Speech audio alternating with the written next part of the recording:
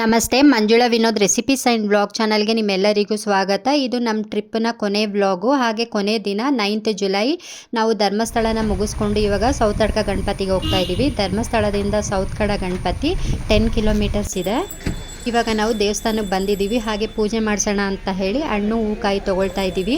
So ತುಂಬ ಚೆನ್ನಾಗಿದೆ ದೇವಸ್ಥಾನ ಮಾತ್ರ, ಎಷ್ಟು ನೀಟಾಗಿದೆ ಅಂತ ಹೇಳಿ. ಹಾಗೆ ಇಲ್ಲಿ ಏನು ಕೇಳಿಕೊಂಡ್ರು ಎಲ್ಲ ನೆರವೇರುತ್ತಂತೆ. ಈ ದೇವರು ವಿದ್ಯೆ ಬುದ್ಧಿಗೆ ತುಂಬ ಪ್ರಾಮುಖ್ಯವಾದದ್ದು ಈ ದೇವಸ್ಥಾನ ಅಂತ ಹೇಳ್ತಾಯಿದ್ರು. ನಮ್ಮ ಮಕ್ಳಿಗೂ ಹೇಳ್ತಿದ್ದೋ, ದೇವರೇ ಒಳ್ಳೆ ವಿದ್ಯೆ ಬುದ್ಧಿ ಕೊಡಪ್ಪ ಅಂತ ಕೇಳ್ಕೊ ಅಂತ ಹೇಳಿ. ಹಾಗೆ ಇಲ್ಲಿ ಅರ್ಕೆ ಮಾಡಿಕೊಂಡ್ರೆ ಎಲ್ಲ ನೆರವೇರುತ್ತಂತೆ. ಸೊ ಅದೇನಾದ್ರು ನೆರವೇರಿದ್ರೆ ಇಲ್ಲಿ ಬಂದು ಗಂಟೆನ ಕಟ್ಟುತ್ತಾರೆ. ಎಷ್ಟು ಗಂಟೆಗಳನ್ನ ಕಟ್ಟಿದ್ದಾರೆ ಅಂತ ಹೇಳಿ ನೋಡಿ, ಬೇಕಾದ್ರೆ ಕಾಣಿಸ್ತಾ ಇದೆ, ವಿಡಿಯೋ ಮಾಡಿದ್ದೀನಿ ನೋಡಿ. ಸೊ ಫೈನಲಿ ದೇವ್ರ ದರ್ಶನ ಎಲ್ಲ ತುಂಬ ಚೆನ್ನಾಗಿತ್ತು. ಒಂದು 1/4 ಗಂಟೆ ಟೈಮ್ ಅಷ್ಟೇ ನೋಡಿ, ಒಂದು ಸ್ವಲ್ಪನೂ ರಶ್ ಇಲ್ಲ. ಆರಾಮಾಗಿ ದರ್ಶನ ಮಾಡಿಕೊಂಡು ಹಾಗೆ ಪ್ರಸಾದ ತೊಗೊಂಡು, ಪ್ರಸಾದ ಪೇಪರ್ ಅವಲಕ್ಕಿ, ಬೆಲ್ಲ, ಕೊಬ್ಬರಿ ಹಾಕಿ ಮಾಡಿರ್ತಾರೆ. ಆ ಪ್ರಸಾದ ತೊಗೊಂಡು, ಲಾಡು ಪ್ರಸಾದನೂ ಇತ್ತು. ಬಟ್ ನಾವು ಈ ಪ್ರಸಾದ ತೊಗೊಂಡು ಅಲ್ಲೇ ಸ್ವಲ್ಪ ತಿಂದು ಮನೆಗೂ ಸ್ವಲ್ಪ ತೊಗೊಂಡು ಬಂದು. ದೇವರು ಅಷ್ಟೇನೆ, ಗಣೇಶ ದೇವರು ಎಷ್ಟು ಚೆನ್ನಾಗಿದೆ ಅಂತ ಹೇಳಿ ದೇವರು. ಮತ್ತು ವಾತಾವರಣವೂ ಅಷ್ಟೇ ತುಂಬ ಪೀಸ್ಫುಲ್ಲಾಗಿತ್ತು. ನಾವು ಅಲ್ಲೇ ಸ್ವಲ್ಪ ಹೊತ್ತು ಕೂತ್ಕೊಂಡು ಬಂದೋ, ಒಂದು 5 ನಿಮಿಷ. ಯಾಕಂದರೆ ದೇವ್ರ ದರ್ಶನ ಮಾಡಿದ್ಮೇಲೆ ಒಂದು 5 ನಿಮಿಷ ಕೂತ್ ಬರಬೇಕಲ್ವ, ಹಾಗಾಗಿ. ಹಾಗೆ ಇವತ್ತಿನ ನಮ್ಮ ಕೊನೆ ಜರ್ನಿ ಹಾಗೂ ಪ್ಲೇಸ್ ಹೋಗ್ತಾ ಇದ್ದೀವಿ, ಕುಕ್ಕೆ ಸುಬ್ರಹ್ಮಣ್ಯಕ್ಕೆ. ಬನ್ನಿ ಹೋಗೋಣ.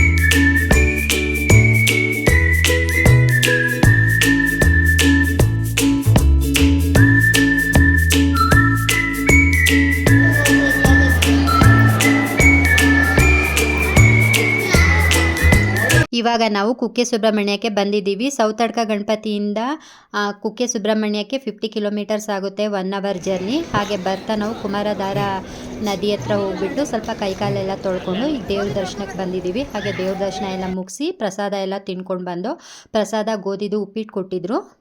ಕುಕ್ಕೆ ಸುಬ್ರಹ್ಮಣ್ಯ ಎಲ್ಲ ಇನ್ನೊಂದು ಸಲ ನೀಟಾಗಿ ನೋಡಿಕೊಂಡು, ಒಳಗಡೆ ಎಲ್ಲ ತುಂಬ ಚೆನ್ನಾಗಿದೆ ಜಾಗ, ಅದನ್ನು ನೋಡಿಕೊಂಡು ಹಾಗೆ ಮನೆಗೆ ಸ್ವಲ್ಪ ಪ್ರಸಾದ ಎಲ್ಲ ತೊಗೊಂಡು ಮತ್ತು ಈಚೆ ಬಂದು ಸ್ವಲ್ಪ ಫೋಟೋಸ್ ಎಲ್ಲ ತೆಗೆಸ್ಕೊಂಡು, ಫ್ಯಾಮಿಲಿ ಫೋಟೋಸ್ ಎಲ್ಲ.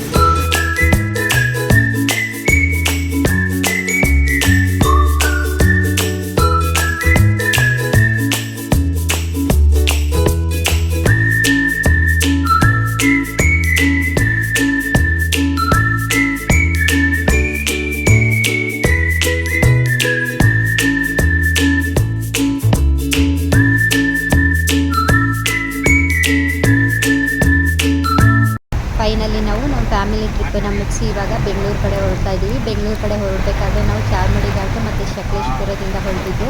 ಆ ಚಾರ್ಮಡಿ ಘಾಟ್ಸ್ದು ಮತ್ತು ಸಕಲೇಶಪುರದು ವ್ಯೂಸು ಎಷ್ಟು ಚೆನ್ನಾಗಿತ್ತು ಅಂತ ಹೇಳಿ, ಅಲ್ಲಿ ಮಳೆ ಬರ್ತಾ ಇದ್ರೆ ಅದನ್ನ ನೋಡೋದಕ್ಕೆ ಒಂದು ಚಂದ.